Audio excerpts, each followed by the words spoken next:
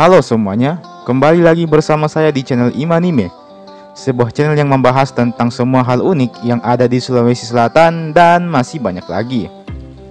Di video kali ini, kita akan membahas tentang 5 gender yang ada pada suku Bugis.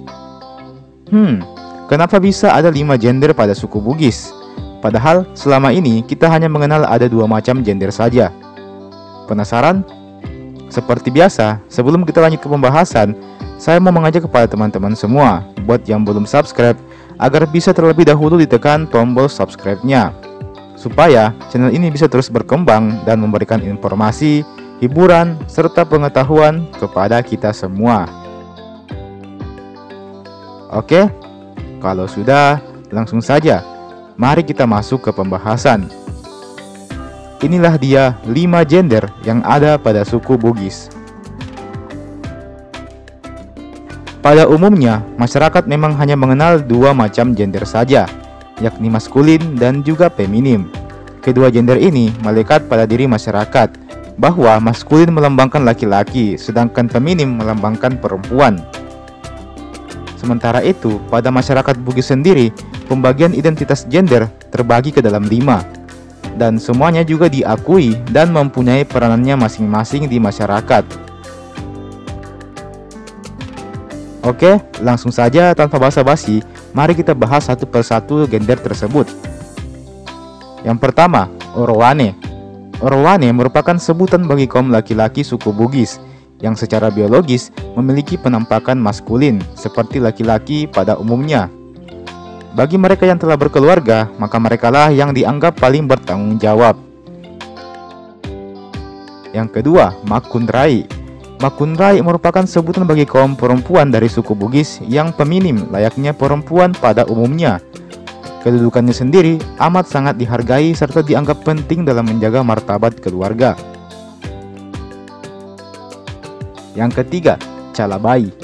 Calabai merupakan sebutan bagi kaum yang terlahir dengan tubuh laki-laki, namun tingkah laku dan kesehariannya dalam berperilaku justru mirip seperti perempuan. Meski begitu, kaum ini tidak menganggap dirinya sebagai seorang perempuan. Begitu pula halnya dengan masyarakat yang tidak menganggap kaum Calabai ini sebagai seorang perempuan jadi-jadian atau apa.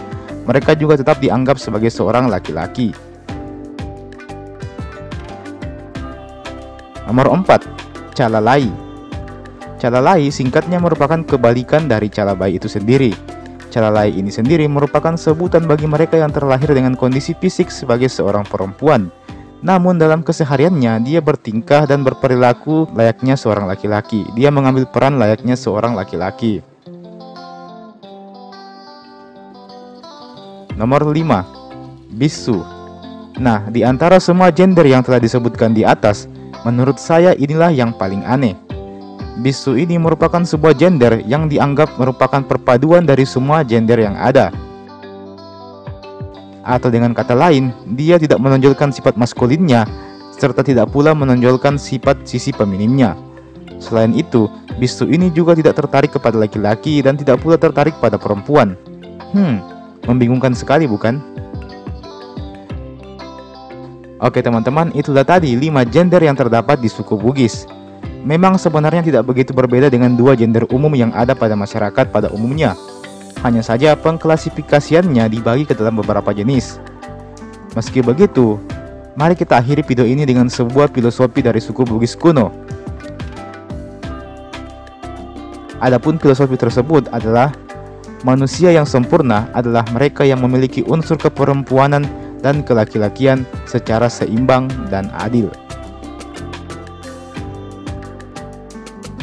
Olehnya itu teman-teman, jangan hanya menjadi sosok laki-laki yang kuat dan keras saja, tapi milikilah juga sisi baik dan lemah lembut layaknya seorang perempuan.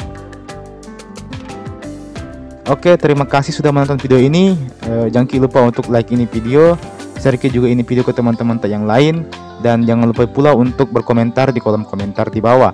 Silahkan teman-teman berikan pendapat kalian mengenai video ini. Mungkin teman-teman punya pendapat sendiri mengenai hal ini, mungkin teman-teman mempelajari hal lain, atau mungkin teman-teman punya pendapat yang berbeda mengenai hal ini. Silahkan teman-teman semua ceritakan di kolom komentar di bawah. Mari kita sama-sama berdiskusi di kolom komentar di bawah. Terima kasih juga kepada akun Instagram Posanisme Dia adalah teman saya yang mengizinkan saya untuk menggunakan hasil desainnya untuk memvisualisasikan video ini. Silahkan kunjungi Instagramnya, linknya saya taruh di deskripsi di bawah. Oke, sekali lagi terima kasih karena mau menonton video ini sampai habis, dan sampai jumpa di video berikutnya.